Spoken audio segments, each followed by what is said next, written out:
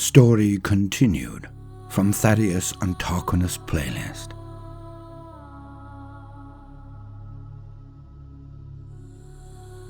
Farewell to the light.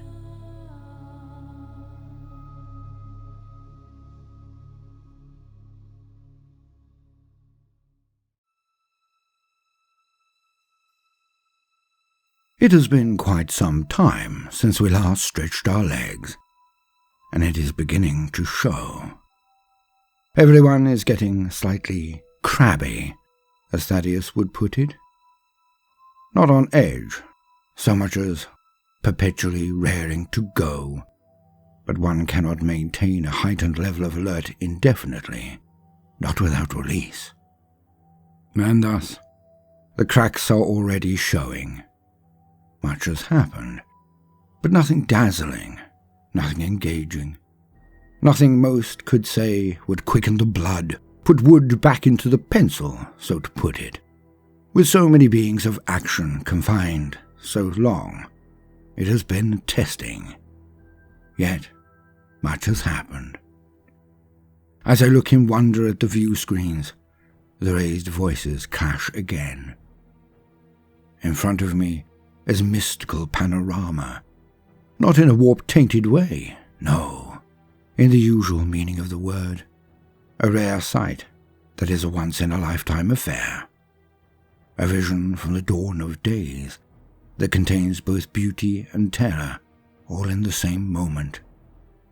For I look upon a graveyard of the ancients, with the myriad colours all swirling around in the distant nebula. The backdrop lights the scene with a sense of foreboding and melancholy. And so it has been for millions of years, unchanging, silent, dead, a snapshot in eternity. The refuse from a terrible battle. Fish-like ships hang in the void, each with sheared-off fins, broken sails, huge rents open to the cold darkness of space, untouched, unsung, unnoticed, for what could be tens of millions of years. Still, they hang there, a silent shrine to the passing of the ages, a silent reminder that these are not the worst days the galaxy has ever seen. Things could always be worse. The wrecks that fill the screen in their frozen ballet must be scattered over tens of thousands of miles, and each, even to my untrained eye, are unmistakably Eldar.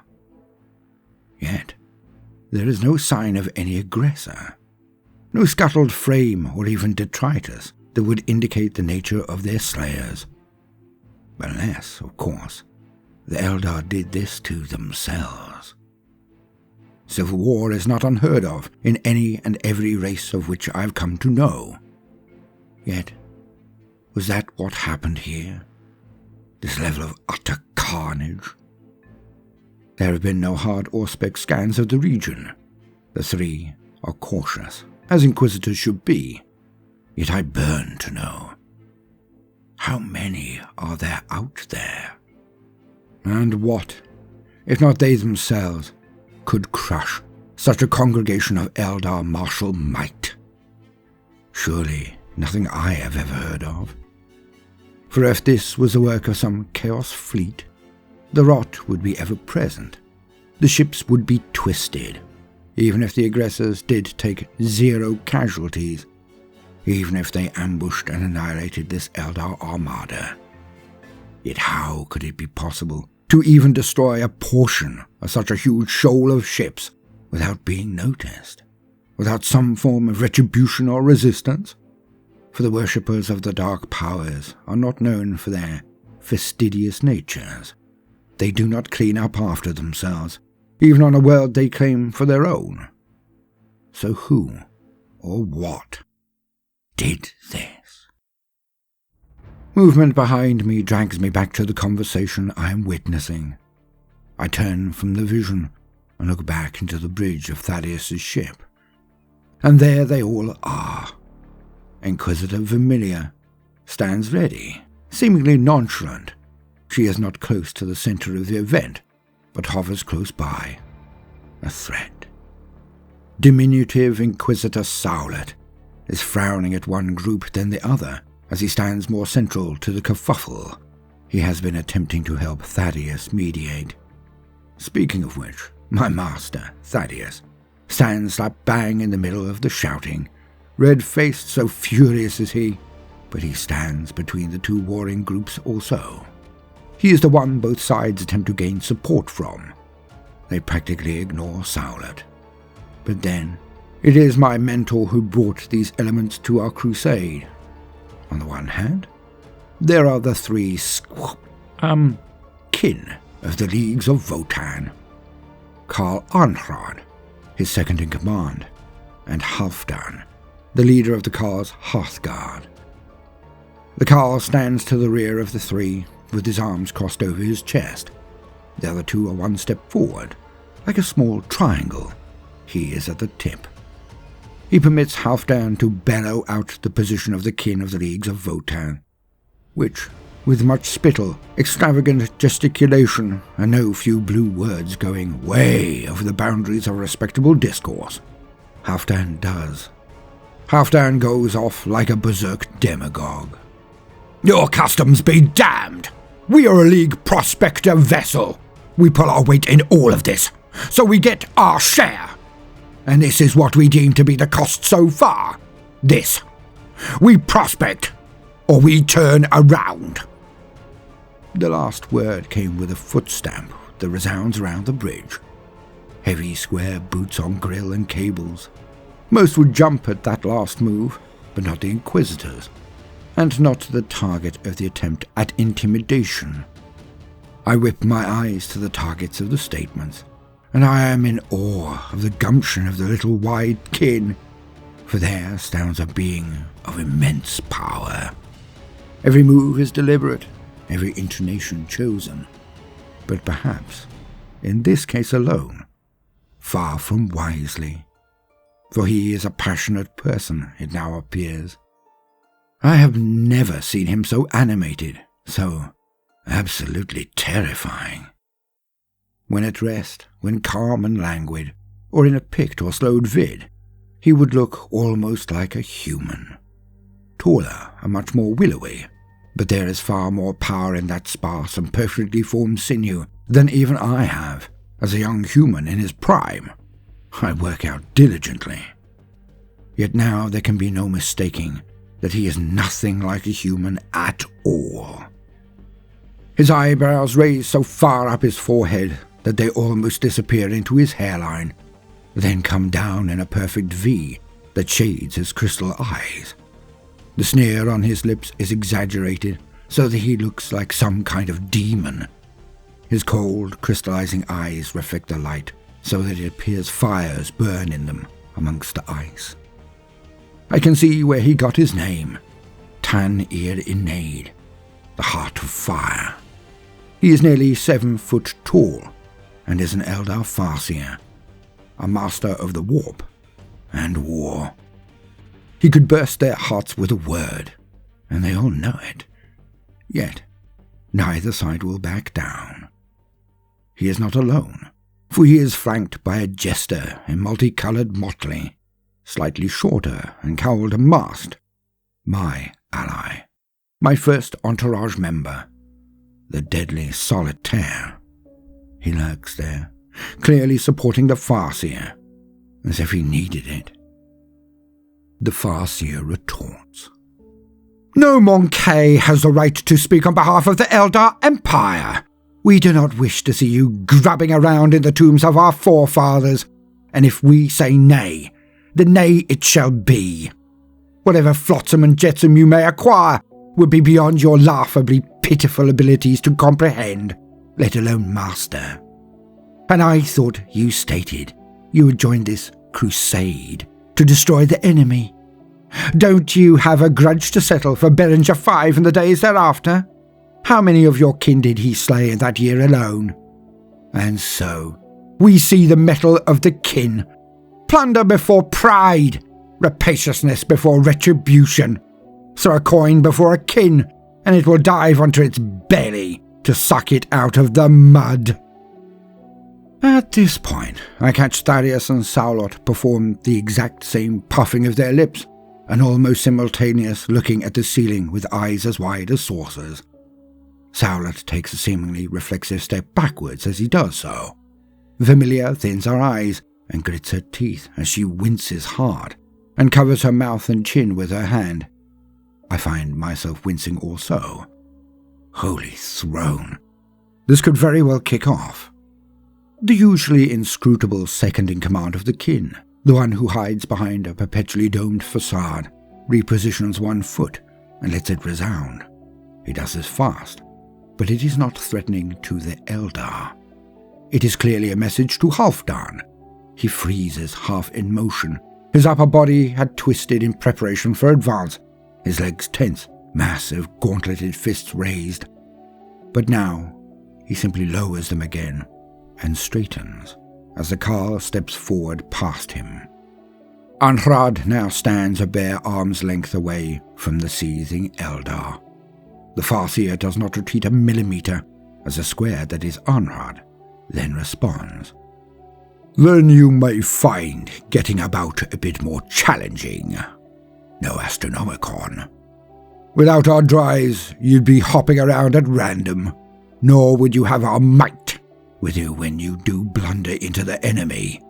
I commend your ability to use invective to gain advantage in your negotiations, but that is now past.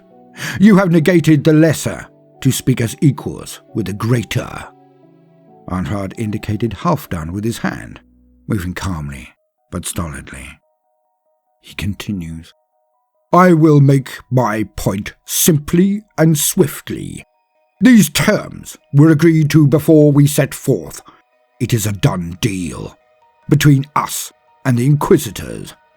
We bring much to the table, but also require to avail ourselves of every advantage possible. We do not know where we go and what we face, so we do what we believe is right. We arm ourselves. We enrich ourselves. Because we do not know where we go, we need resources for potential trade and bribery, if it comes to it. We must take every advantage. You must now calm your fiery heart and see. The tides brought us here. The serendipity even you cannot ignore, especially as a mystic. You can even accompany us, help the cause. Or Anhrad now slips his hand down to his weapon, clenching the handle, finger hovering near the button to fire it up and cause lightning to crackle across the edge of the hammer. Or we could deal with this in the old ways. Your choice. But we are going over there. Thaddeus takes a quick step forward to be equidistant to the other two, forcing himself into the frame. That makes a lot more sense than spilling our blood across the floors. My friends, this can be a solemn moment if we permit it, but it also can be a useful one. I cannot see the reason to ignore the universe when it places opportunities before us. Farseer, you know we have an eclectic force for very good reason. We are Inquisitors of high standing. We could have gained a force from our own kind. The kin think in ways we do not, and Anhrad is actually right. We may well need to barter as much as bully. We've never been out this far, and you don't know what is here either, obviously. I know it hurts, but it is the pragmatism of the kin that I wanted for exactly this reason. I am an Inquisitor of the Imperium, you a Lord of a craft world. Neither of us has ever roamed far from our support structures, never needed much if we had. But Anhrad is right. We now have the population of an army, 4 ships and a small fleet. We may well need resources to trade. If we are wrong, there will be nothing but wraithbone and silence. If we are not wrong, then there will be something, if not many things, that we were sent here to collect. The Eldar twitches his fingers. The Harlequin follows suit. The Farseer's countenance shifts somewhat, but he is still clearly enraged, because those were not polite little flutters of the fingers. I find it amazing that I can understand them now, the effects of my bond. My tutor responds, "Then the terms are acceptable. 3 parties only. I, the Harlequin, and Tarquinus will be present in one of each. You can take what we agree can be taken. Only. That is my final word." I stiffen as the Inquisitors and kin look over at me for a brief second. Did I just get elevated to honorary Eldar status? Thaddeus rolls his eyes down to Arnhrad, who looks up at him from under his incredible eyebrows. He curtly nods to the Eldar, and Saulat and I breathe out hard. Vermilia's hand comes off her face, only just masking a leaving wry smile. Thaddeus beams at both of them. "Excellent! Mixed groups again, humans, an Eldar representative, and some kin in each group. Let's be about it." The kin break off and head for their ship. The Farseer walks over to me with the solitaire in tow. He speaks swiftly in Eldar. "You understand why I chose you?" "I do. I can at least read the glyphs and wards. I will prevent the Naugrim from desecrating anything holy. I can also link with you and gain advice if I am unsure." The Heart of Fire nods curtly, then swings on his heels as we all break up to go get our kit. At last, some action. Well, not too much, I hope. But at least this will be a chance for the Marines and the others to stretch their legs. And that should help. But I have gotten ahead of myself. How did we get there? And how am I suddenly so deft in the ways of the Eldar? I can answer the second question in one word. Rebute. The first question will take me a little longer. We had landed on one of the last outposts at the very edge of the Imperium. Commandeering some supplies, we split off to then gain intel. We hit the seedier ends of town, but few on this world seemed to have any actual firm information on what was out there. Wives' tales and tall stories were all I collected on my wandering. But one of our number was attacked. A rattling in the entourage of Vermilia, the Cotto. He was brought back to us mangled, his carcass claimed by a judge of the Arbites, who then informed us who was responsible and where they could be found. So, we slaughtered them. Thaddeus sent us out to smash one base, while he and the other Inquisitors smashed the other, and Vermilia brought out her automata, her robots of war. We sent a message, all right. But then, we left. A little crusade was an odd mix, to be sure, but the differences seemed to add strength, all planned, as we have heard from Thaddeus. The kin of the Leagues of Votan had a different form of transit engines to our own, similar, but different. Both would take us into the warp. Their way was to jump into the warp or so, but to take far shorter leaps. They did not have navigators, odd bunch they are. But the kin ships were accurate, and did not need the most important element for our own devices, the Astronomicon, which again, I will circle back to in a minute. So the kin would be guiding us, our navigators using them as a beacon of sorts, a light in the eternal darkness. The plan was simple, but its consideration was weighed by all involved. The kin, Eldar, and Inquisitors, Tech Priest Voluntar of Saulat's lot, all met to discuss this with the options. And we all came to a pretty swift consensus that simply pointing ourselves into the void and diving into the warp was a catastrophically bad plan. If we made a straight line from this last and rather remote and isolated location, it would be very predictable which path we could take, seeing as our quarry knew exactly where we are setting off from. We knew that the chances of a trap were far from remote. I missed many of the elements of the event, that event, when we all sat down to be told the history and horror of the enemy. But I do remember one thing, it was suspected that he ruled an entire micro-empire somewhere out there in the dark beyond the Imperium. He could have an entire fleet patrolling, waiting for our arrival. Could. So we had to plan our next quarter of activities before we even set out. After days of discussion, argument, haggling and bragging, the result was simple. We would not move directly south into the region suspected to be under his sway. We would take a long detour into the galactic southwest, and then turn almost 90 degrees and come at his suspected realm from the west.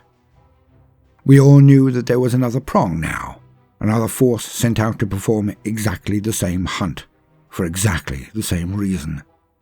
The Perpetual, the enemy of the Emperor, the bastard. They would be a collection of Inquisitors of the traditions also. But only Thaddeus knew who was amongst them, as only one of them knew who was amongst our force. It took us weeks, but as we jumped out further, the light of the Astronomicon grew dimmer and dimmer. We were at the very edge of known space, about to dive into the darkness beyond the Emperor's light, and, as I said, much happened while in transit. The most important thing for me, of course, was a change in my life. The fact of becoming what to call it? It was not a father, not an uncle, not a mentor. The closest word I can use in Gothic, high or low, would be master? But that meaning stretched the truth to near shattering. Bunkmate was far too informal and did not reflect the nature of our relationship. Pet was not really the right word either. If I were truly its master and it were my pet, then the furball would do as I instructed it to do, surely. But this was anything but the truth of the matter, for it did not ignore me, but it did not obey me either. I am, of course, referring to my Rebute. The gyrings that have been gifted to me by the Farseer, a felinoid of such rarity that they are barely known outside of the Inquisition, most often found in the company of powerful Eldar seers. This one was a baby, or it certainly acted that way, adolescent at the very best. It was petite, furry, and had eyes that could be shrunk down to slits when hunting or unimpressed. But when it was guilty, or when the ladies were fussing over it, perfect orbs of innocent, watery perfection, weaponized cuteness given mortal form.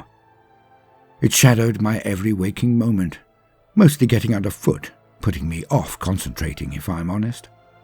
Nipping at my feet before I got my boots on, tapping my nose when it wanted me to read to it. Odd in the extreme, I had become trained by it ever as much as it by me, for it would find ways to entertain itself if required, but as soon as I started to do something, anything, it would stop what it was doing and then attempt to join in, or judge, as strange as that might seem. Then I quickly worked out that if I were to ever gain any peace while studying, then I was required to read out my notes and anything I was investigating. This seemed to placate it enough for me to work, is what I initially thought. But over time, when I would pause after a particularly interesting, challenging, or even ridiculous statement from a book or report, I would look to Rebute, and I know I'm mad, but he seemed to have exactly the same expression as I was experiencing. If someone said something utterly stupid, I would turn with a scrunched-up nose, only to find him scowling at it too. If something was truly interesting or thought-provoking, Rebute would seem to be wide-eyed, in as much awe and contemplation as myself. It even began to nod when I would shrug at things. Rebute did the vibrating thing when I read for fun, and seemed to nod off fastest to tales of fiction. I trained endlessly, and this was no different really. By reading fiction, it was a doorway into the mind and culture of the author, and through this, a way of looking at the universe that was just a tiny bit sideways of my own. An education, while being a pleasurable pastime. Yet Reboute could also be a handful. It vibrated on me while I slept, but if I woke in the middle of the night, it was not there. It would bring me gifts, dropping dead things on me, rats and the like. So some nights I would follow him. He always knew I was there, but pretended not to notice. I stalked him around the darkest, dingiest tunnels of the ship's lower decks, and he showed me sights I would never have known existed. The underside of the Gellerfield generator, its pulsing energy rippling along it like rainbow oil on water. The hidden cubbies beneath the walkways, permitting us to see near anyone on the ship without them seeing us. It was some score of days and nights of this before my tuition began again. The Eldar had not been in my room for all of that time, and I had gotten used to seeing Reboute when I first opened my eyes each morning. I had seen him the day before, which seemed odd, but what wasn't these days? Reboute had wandered off while I had first meal, but when I turned the corner out of the mess hall, I practically bumped into the Farseer as he rested on his haunches and stroked the little fur ball. He was speaking to it in Eldar, and the cat was blinking in response to his words. And so strange. I could understand what he was asking it that last time. Is he ready? Was as clear in my mind as it was just sing-song trickling into my ears. The cat blinked at the Farseer, then its ears twitched as it looked to me. The Farseer stood, nodded, and walked off. The very next morning I was woken not by a rat, not by the Gyrings, but my eyes opening to see those of the Farseer. As Tan Irenaid was there, as before, leaning over my bed, waiting for me. So the training began anew, but the difference was astonishing, because I could understand him now. Never 100%, of course, but the difference was night and day.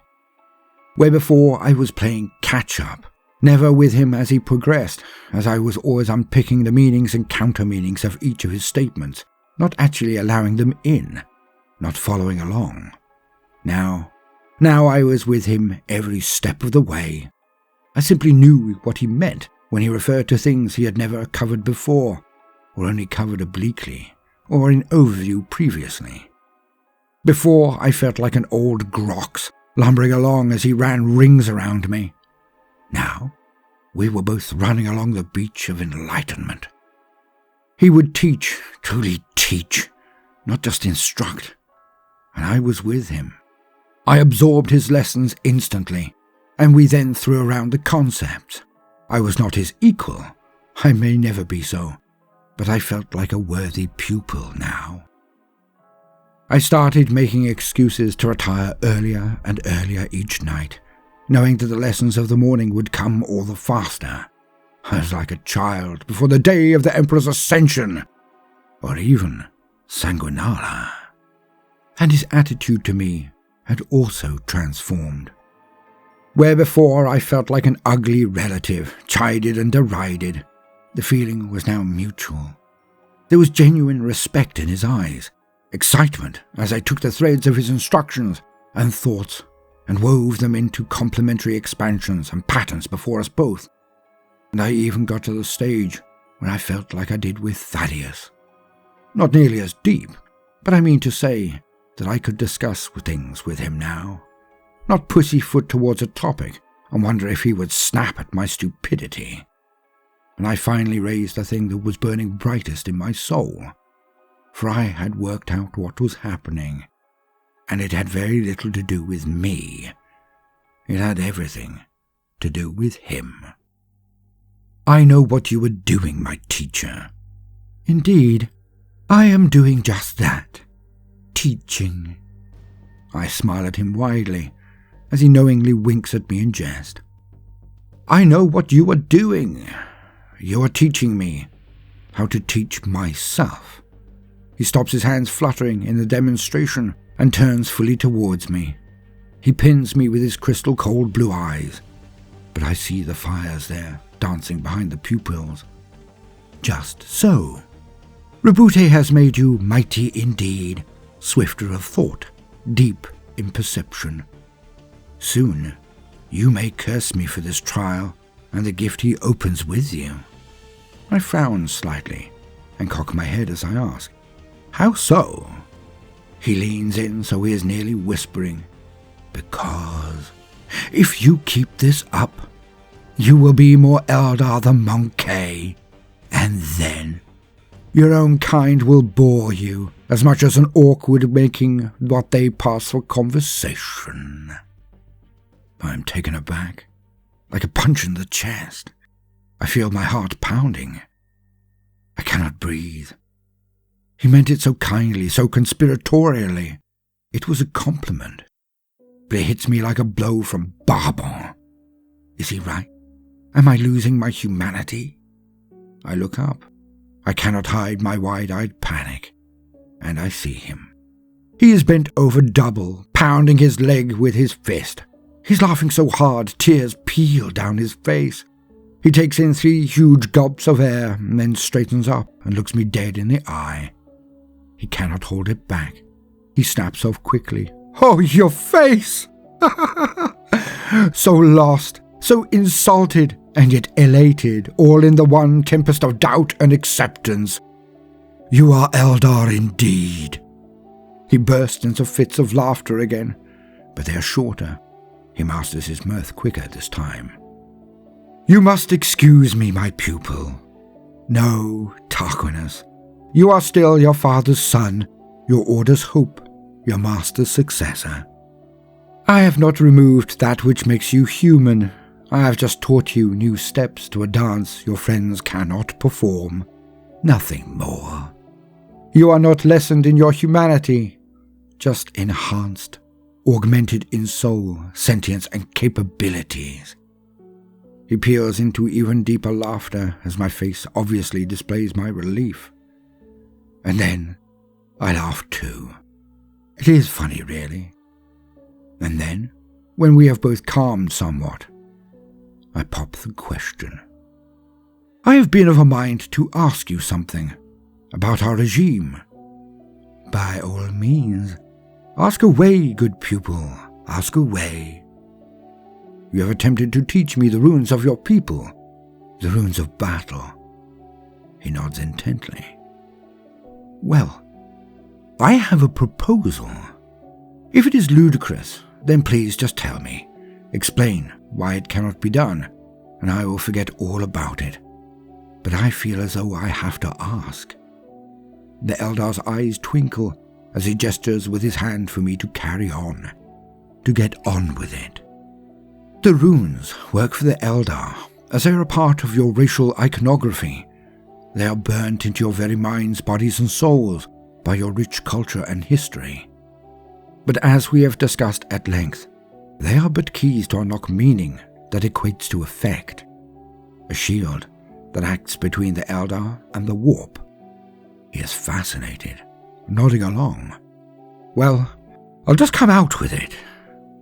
There are images and icons that work exactly the same way for we humans. They are culturally relevant and were designed to key into our minds and souls as much as the runes are for your race, to access our subconscious as deeply as the runes. I then take out my gift from Ursula, and I feel stupid. I feel like a child taking out a toy to show an adult who will slap them out of my hands and laugh in my face. Yet, I cannot stop myself. I draw them and fan them out to show him. And I dare to look up into his face. He is not sneering. He is wide-eyed and slack-jawed. He closes his mouth as I look. He blinks multiple times, then opens his hands reverently. And I pass him the cards. The Imperial Tarot. And he takes them out one at a time and places them in the air so they hover before us.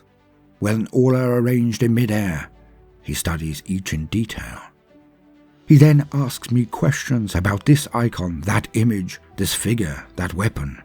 He asks me to explain all of their nuances, all of the complexities, and my mouth opens, and information I was not aware I knew rolls out. I am unguarded, open. My Gyrinx is present, helping me to explain in words what I already knew by sheer instinct. These are the Imperial Tarot. They reflect the inner soul of humanity, but there is no derision in his tone. I continue with the story of the Tarot, the inner wisdom of the pathway, a word he leaps on, and he looks at me in wonder, head tilted to the side as he speaks. It is said that each lesson is reciprocated, learning gifted to the teacher as much as the pupil. We are supposed to learn from one another. Before, I had believed this a frippery, a sad way for students to salvage their bruised ego when I chided or chastised them. You have taught me to hear the truth in this chime. Yes. I never said this before in all my life, but yes. Your way of learning will be faster, better, and potentially more potent, for your soul will learn as fast as your mind. I agree to this novel approach.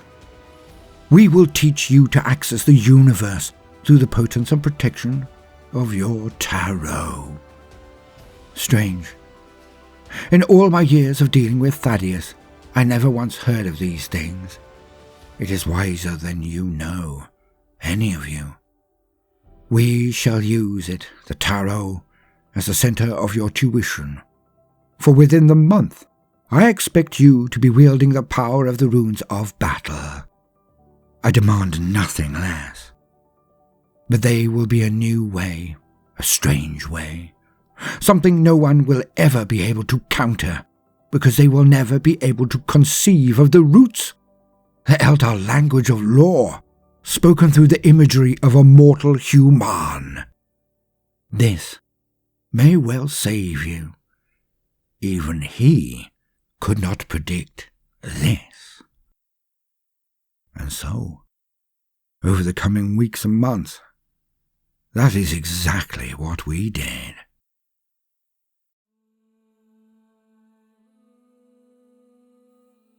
I sit with him, watching the light of the distant stars, tan Irinade. We two sit talking animatedly, but conspiratorially. Both of us have imbibed a glass or more of the cloudy wine of the Elder. And he continues. It is inexplicable. He is not an idiot, but he is no genius either, even with Gyrinx. A savant, maybe? I told you he was different. An unfathomable potential, somehow hidden under a very daft mop, wide eyes looking out from under it. I can't say I agree with his ascetic decisions concerning his hair, but I would not know Monkey fashion. Really? We're playing that card? Because I certainly remember the wizard sleeve phase you had only 2 centuries ago. A phase that lasted over 3,000, if you must call it that. He looks like a twat, and you know it. He uses it to disarm his foes. Nobody can take him seriously enough, not like that. It is a cunning maneuver for one such as you lot. He is underestimated. Point in case, this Castero, Vermilia's runt in the inquisitorial litter. He thought he could even challenge my protégé in a display of power. Ho ho! My, how the bonds of tutorial patrimony shine bright. Is that a glint in your eye I see, old friend? I have to admit, the lessons have become more bracing since he has secured the loyalty and facility of the cat, and I know I will be slain soon. It adds a certain frisson of wonder to nearly everything. I had forgotten how it was to feel young again. I stop and stare at him in shock. Come now, Thaddeus. You must know that the enemy cannot but follow through with his threat, and we will stop him. In the end, this is exactly why we have all gathered. to end him. But he will take many with him over the course of this adventure. Don't even pretend you do not know this. A man can think himself into his doom, and an Eldar can dash towards it if he so chooses. Why? Why would you do that?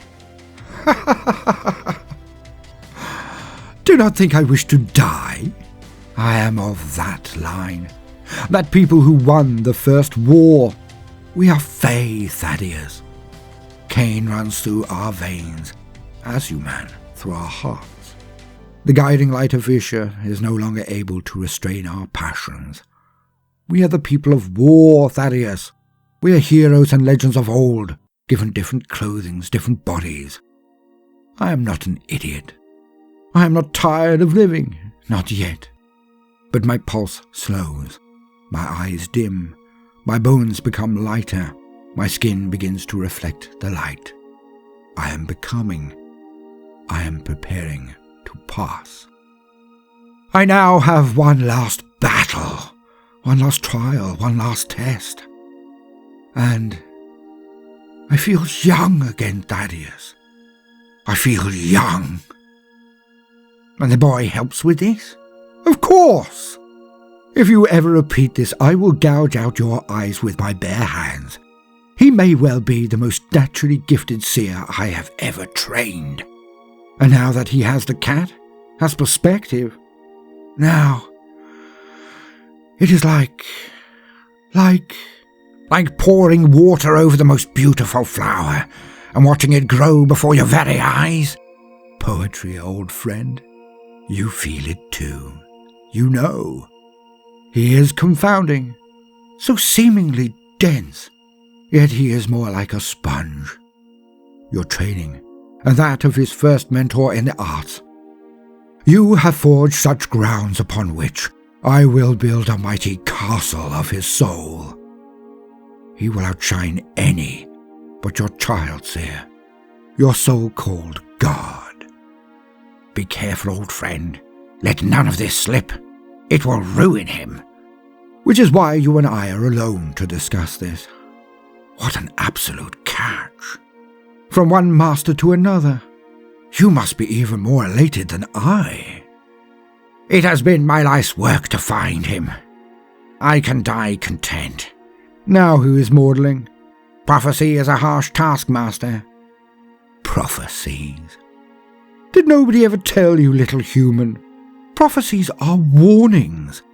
Very little is writ so deeply in the will of the flow. Some things cannot be avoided. The beginning, the end.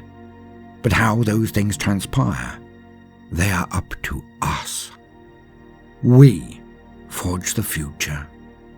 I wish I could believe that. I truly do. Then let me give you a piece of advice, old friend. Soon, Tarquinus will come to you with a gift. One he so desperately wants to give you. Accept it.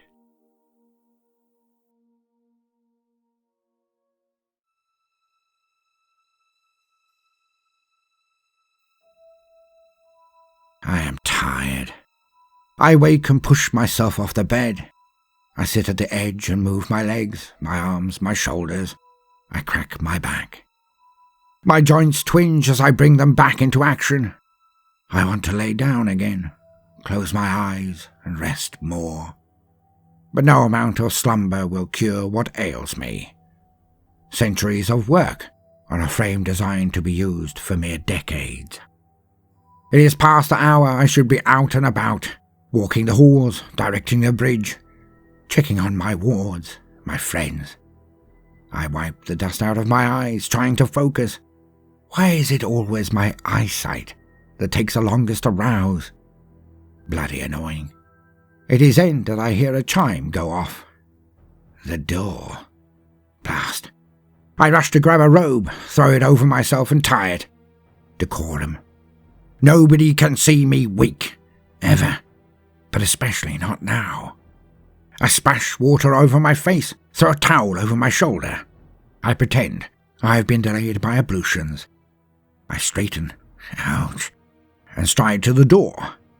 I open it, and an orange blur zips into the room at my feet. And there he is, daft mop on his head, but tidy, conservatively dressed. He really does look like a prat. It is, of course, the boy. He has obviously been up for hours, finished his training with the Eldar. I step back. "Oh, merry morn to you, Inquisitor. To what do I owe the pleasure?" He steps inside, hissing slightly at his orange terror as it rushes around my room, seemingly hunting out every nook and cranny. It's done this before. I tolerate it, for the boy, of course. He has a furtive look in his eyes as he begins. "Thaddeus, we are preparing to make the last jump outside of the Imperium." "A moment to mark, I concur. Suggesting gathering the gang for a group bonding sesh?" "Not exactly what I had in mind. I was wondering if you would come with me to the observation deck. I wish to show you something." "Ah, this is what the Eldar meant, eh? Tarquinus looks so timid. That's unusual. He does not know if I will go with him, I guess. Does not know if I will accept his gift. As the Eldar stated, this is important to him. I resist the urge to needle. I give him my cheekiest grin and nod. "Of course, my friend. I shall just throw on some clothes. I will meet you there in 10 minutes. He nods with a smile and turns, taking his orange anarchistic horror with him. Cute as it is, I dislike the odd little thing. It looks at us all with far too much slyness in its eyes. I dress, but do not rush. I put on something a bit more formal than usual. If this is to be an event, I'm sure the boy will be pleased I'm taking it seriously. But what on terror is he up to? Despite myself, I'm slightly excited. I stride to the obs deck, and there he is. The gyrinks padding around him in a circle. He looks out of the huge windows into the void. I see nothing out there of note. The large ungainly leagues of Votan's ship dwarfs our own, the other 2 ships of the Inquisition, and even the Huntsman of the Soul. With a skeletal crew, we have not truly decided what to do with it. Well, officially, I, of course, know exactly what is to be done with it, but he hasn't earned it yet. Tarquinus does not turn. He just waves his hand, inviting me to stand with him. And I do so. The cat walks away and sits in a corner, glaring at us with its crafty leonine eyes. I am not sure I would have agreed to this present from the Farseer if I'd been privy to it before the deed was done, but the changes in Tarquinus have been huge. Subtle, but telling. I reach him. He looks placid, but centered. Again, he is nervous, prepared for rejection. I take the time to lighten the mood. I break wind on purpose. She chortles. It is a human male thing. Flatulence is irreverent, hence, in this situation, very funny. Tarquinus shakes off the mirth and fixes me with his most ardent and imploring stare. And I melt. I cannot deny him anything as he sets out his stand. Master, we are about to go out of range, so I ask that I can merge with your mind. I snort. I cannot make it too easy for him. It would only be the most superficial of connections. I would not dare to attempt to pry into your inner thoughts. And you'd find it more challenging than you can imagine, lad. He grins and nods. Of that I have no doubt. But what I propose is that we link sight only. I want to show you something. Something only I can see. This had better not be a joke, my understudy. If Devlin bounces out with a toothy grin and nothing else on, I will not be amused. He frowns. I'd better stop winding him up. I'm being churlish. This means a lot to him. Just this once. I will permit it. I want you to see this. because, as he constantly warned me to prepare, things are going to get nasty very quickly. And I just thought, well, you deserve this. I think all of us should see it, but for some reason the Church forbids it. We shall have need of strength, and you are our beating heart. So you, more than any here, deserve to have this. I say nothing. I just nod. I see his eyes flash with psycho light as he connects with the warp. I feel him floundering around the moat of my mind, trying to find a way in. Then I lower the outer drawbridge and permit him to connect us. All is dark for a moment as my vision shifts from biology to spirituality. And I can see it. I can see him. The light. I have read about it so often, have spoken to so many who have seen it, have even witnessed it in the near-faded memories of others. But I have never seen it with my own eyes, my own soul. And it is beautiful. It is like a lighthouse in perfect pitch black. It is a beacon of hope, and I can feel its light on my face.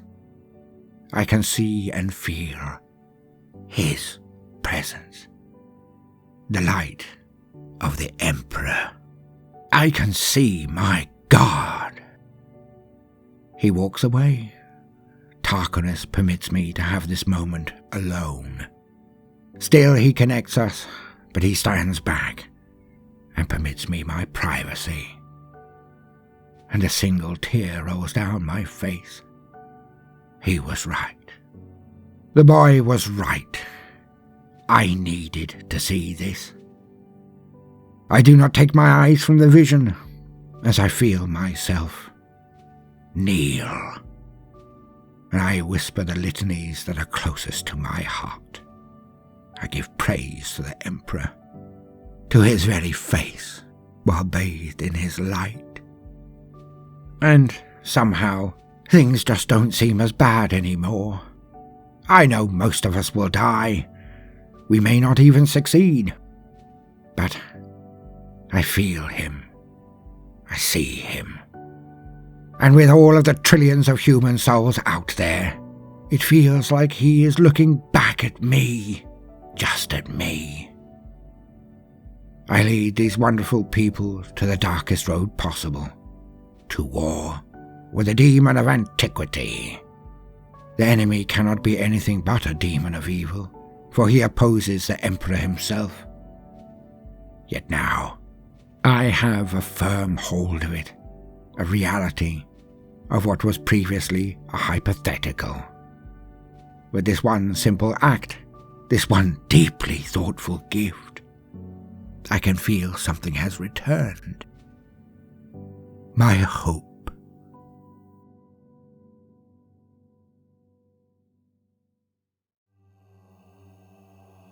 And back to the present, as I walk amongst the dark shadows of a dead ship, one that passed before my race walked upright. I wear my power armor, its self-contained systems permitting me to be here, to breathe in the cold darkness of the void. Rents are all across this ship. It was near torn apart. The lines so perfect, the breaches sliced by something so sharp that it left no trace of its severing. The substances here seem to have been simply wished out of existence, not burned or blasted apart. They simply fell apart somehow. And the ship was dead. Like the other groups, we landed on some of the largest wrecks here. When we did scan this huge field of dead, there were near 5,000 ships floating here. And so, as agreed, we broke into the three groups, the Heart of Fire leading one, my escort taking another, and me in charge of the last. I have some of the kin with me, led by one of the Hearthguard, but also the tech priest, Voluntar, one of Saulot's lot. He barely does as instructed, seeming to ignore me unless I stand before him and bark. More than once I've told him to keep his grimy tendrils to himself. What use is a statue to him? I did not care when he waxed on about its consistency, its makeup. It was not wraithbone, you see, possibly some form of gold, but I refused his request to take it. The kin, too, were put out by this. I did not care. Perhaps I am becoming more like an Eldar after all, because the Naugrim, the short, unlovely ones, they do not like me, and the feeling is mutual. We delve deeper into the center of the ship, where none have walked since what seems the dawn of time. And it feels wrong. Not just like we are interlopers, not like we are robbers, but like we are walking amongst the very tombs of the Eldar. This is not right. We should not be here. A sense of foreboding hangs heavy on me. The others do not seem to be oppressed by this pall, but I can feel it. The anguish, the pain, echoes in my mind. Something truly horrific happened here. Something far worse than just battle and war. Something unnatural caused all of this. Something terrible. We keep in contact with the others via comms, but I link with my tutor when required. He is calm, but on tenterhooks. His skin is crawling every bit as much as my own, it seems. Then, as we delve deeper, I begin to see other patterns on the walls. The amount of ornamentation in these vessels is astonishing. Every element is grown together, forming mosaics and frescoes of eye-watering beauty. This is power. The facility to make things so potent and yet so sublimely pleasant to behold. This is the true strength of the Eldar. I see now why they are broken, so defeated. When they used to have ships like this, I can understand their anger at their fall from grace. But as we delve deeper, there are strange lines dug out of the walls now, like burns, but without splash or blackened regions. Lines inches deep have simply disappeared from the walls, the floors, the ceilings, as if something just unmade those areas. It does not help the feeling of deepening dread, I can assure you. We walk on. The tech priest's limbs akimbo, scanning everything as we move.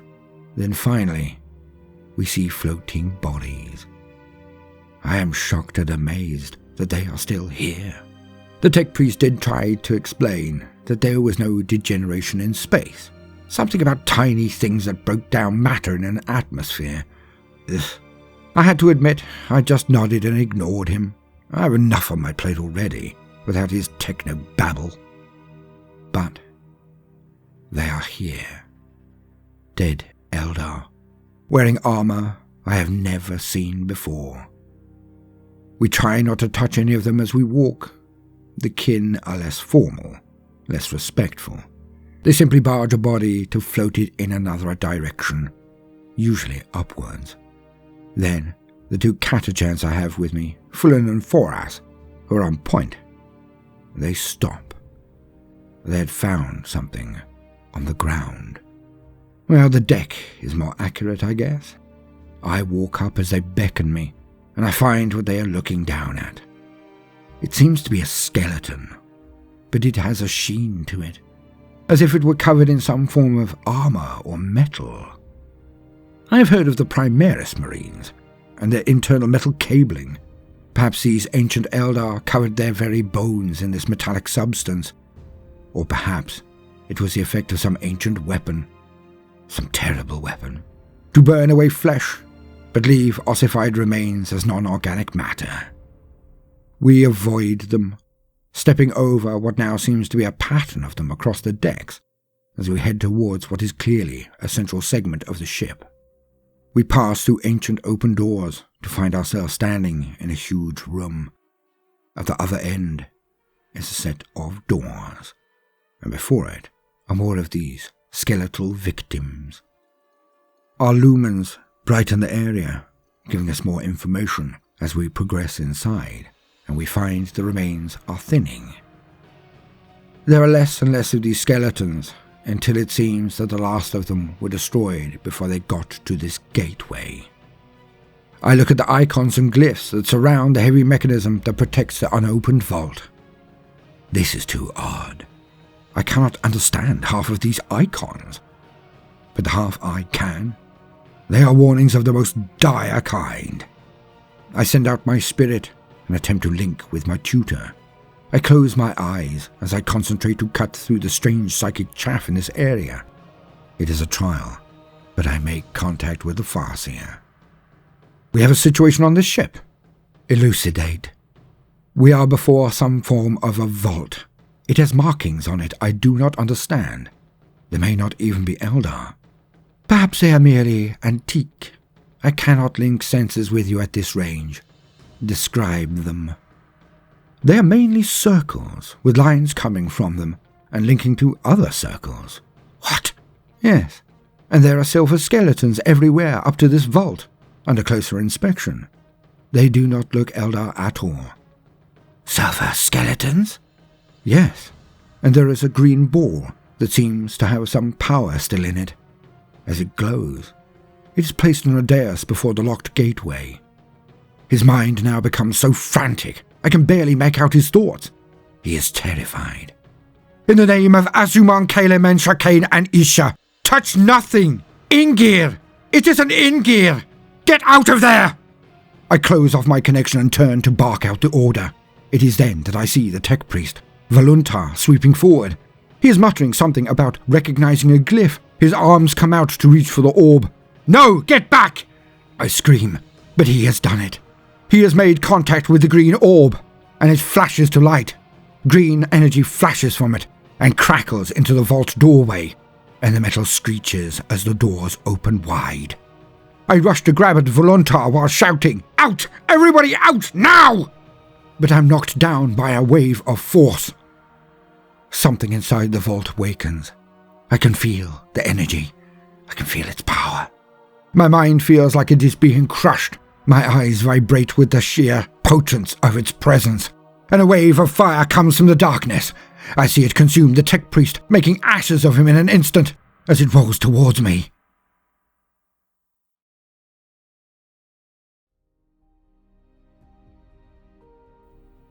I am on the bridge, watching all of the readings, monitoring all communications. It is then that there is a dazzling light, an explosion so bright that it can be seen here with the naked eye. It came from the third party, Tarquinus' ship. And when the light ends, there is nothing there. The ship is gone. My boy, he is... No.